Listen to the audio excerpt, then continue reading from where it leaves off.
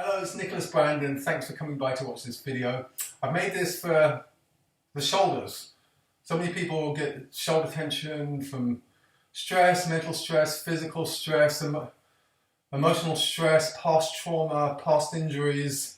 And the Alexander technique can not often get to that deep myofascial tissue, that deep block trauma, that deep emotional sort of holding and psychological protection, or that little bit of armoring that we have. So we often need a little bit more to get a little bit more deeper in there. So that's how I'm going to share this sequence of movements with you, this video with you, and I hope you find it useful. So as always, you're going to think of the alignment up through the body, feet really rooted, and making sure you just feel like you're comfortably erect and poised. Always considering the head balance, and you're not compromising the integrity of the body, or getting tight in the neck and compromising the balance of the head at the expense of doing these exercises. So the first one we're going to do is just doing some shoulder rolls, and as I'm doing that, I'm thinking of the spatial awareness around me.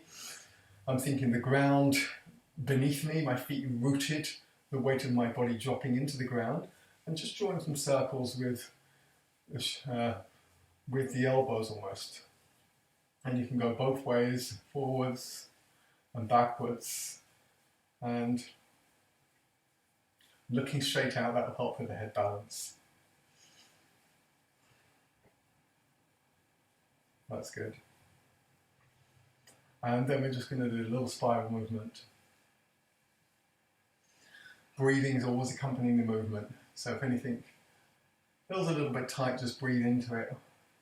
Always ensure you're not holding the breath in any way. We're just going to let that go into a spiral movement. So you can feel that pivot and that spiral through the body. That's a really lovely movement. Body loves spirals, nature's made up of spirals. Most of our movements should have some sort of spiral movement in it. Even when we're walking, it's just like a slight little spiral like that. And yeah, nature's got spirals, the body's made up of spirals, and muscles are indeed made up of the spirals. So I've got quite a few I've got to try and remember them. So yeah, that was that one. And then we're just going to do this one. So the arms just like a pendulum swing up and down, up and down. The propulsion of one going down will give the momentum of the other one going up. And just up and down. So you can get those fingers like reaching for your lucky stars, reaching for the sky. Most of us sort of lack up on limb mobility. We're not that flexible, and we're not that buoyant and light with the shoulders. I want you to think of your shoulders being really buoyant and light. And they've got this buoyancy, they've got this lightness, they've got this mobility. You want to think of, just having that free movement. Let me do the windmills. I say it feels like a windmill, so yeah, just go like that. And then we're going to do the other way. Do this for as long as you want, or as little as you want, but practice little but often. And you see my feet there. I said feet nicely spread. Little but often. And remember, what's easy to do is easy not to do. So many of these things are so easy to do, these little exercises, but also they're so easy not to do. It's easy to forget to do them. What's the next one we're going to do? The next one we're going to do is did the shoulder rolling, and next one we're going to do is you can do it like that. So you're just getting your shoulder like that and just cradling. You're cradling one elbow and the other, and just drawing it back, and doing the same with the other one.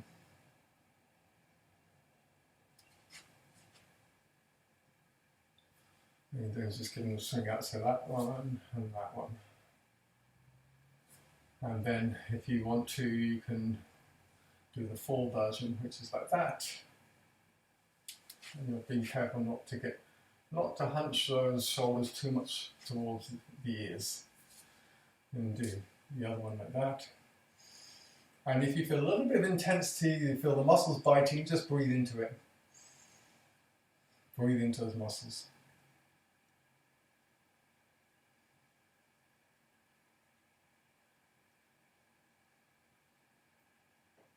That's good, and you can release the arms back down. And then we're just going to spiral the arms like that. So maybe it's good to show you the arms. So again, that's like another spiral movement. Body loves spiral movement. Most of our movements are very linear. So what we're doing, there's two bones in the forearm called the ulnar and the radius that go down into these carpal bones that often build up lots of energy and compression and builds up into the shoulders. So what we're doing is thinking, first, my primary concern is not standing like that, is thinking of my alignment through the body, thinking my head floating up, the whole body extending and expanding, my feet rooted. And then I've got that lovely movement through there. And corkscrewing, that's corkscrewing right into the shoulder, right into the tissue, right into the muscles, right into the bones. So I'm just getting that spiral movement there, that flowing movement. And then I'm going to give myself a hug. So I'm spiraling, then giving myself a hug. Again, remember not to let those shoulders go too high up into the shoulders. Yep. And then I'm going to do the other side.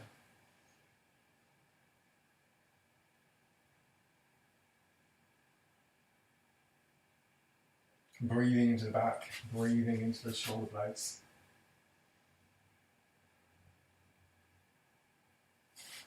And then I'm going to, just going to extend, just bring the palms together, open out the heel of the hand, that will give so I'm spreading the fingers like that, opening out the heel of the hand like that, then interlacing the fingers and just lifting up.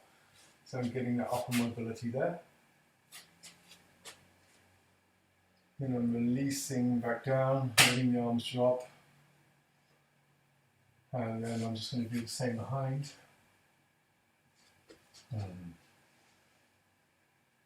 And if you wanted to get a little bit more leverage on that, you can do like that. You can soften the knees and just go up that, like that. And I think we did, I can't remember if we did that one. I don't think we did that. So we did that one like that, but if you continue that, you can do that one like that. If you want to get a sock behind you, you can, to take hold of. Then you're going to do the other one, the other side like that.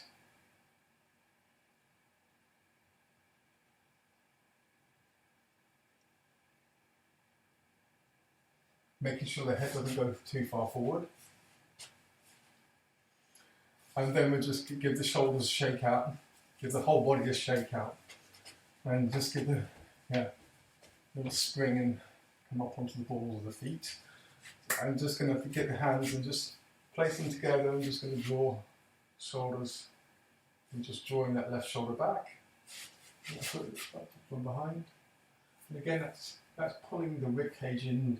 That's pulling the scapula into the shoulder blades in towards each other. Then I'm doing the same on the other side.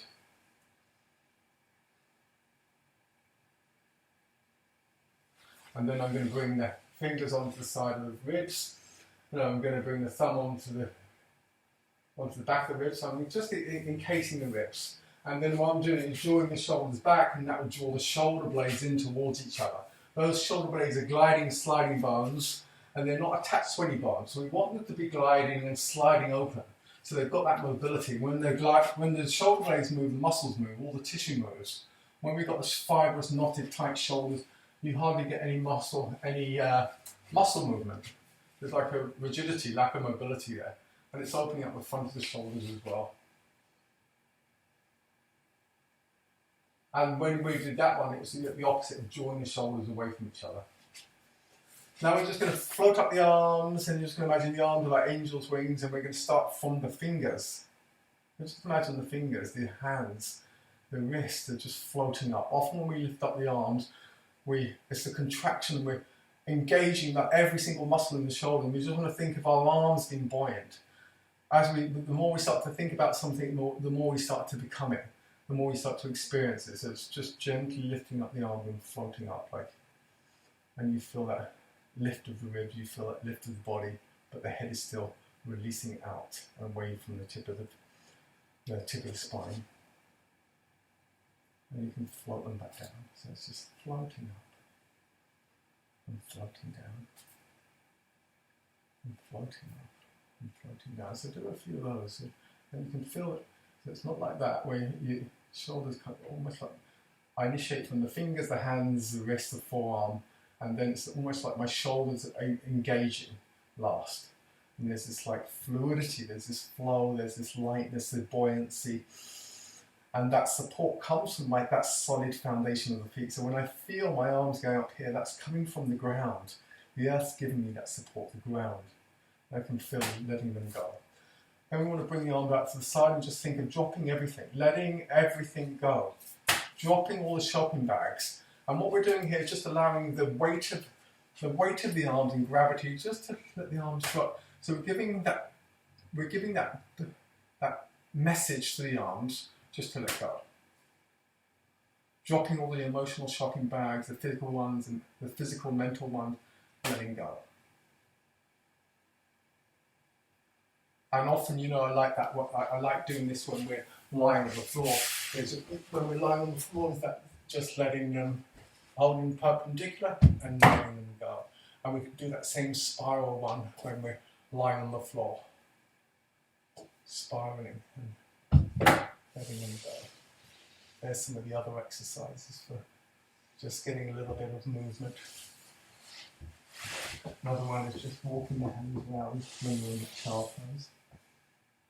Some people find this one a little bit challenging. Last we're going to finish off with a dance with the arms. So the arms, it's like the body loves dancing, flowing, smooth, perpetual movement. So it's like the whole body, wrist and movements. Do that for as long as you like, be expressive. And just let those arms dance, let the fingers, get some movement in the fingers. You can see my fingers and my wrists and everything just moving and grooving and flowing and, you know, just going into that lovely, and you can bring a little bit more body movement into it if you like. So just getting some flow through the body, getting some flow through the shoulder, being really expressive and really being collaborative and really working with your body and feeling your body and experiencing your body and enjoying your body and breathing into your body. That's potentially where what we want to start experiencing.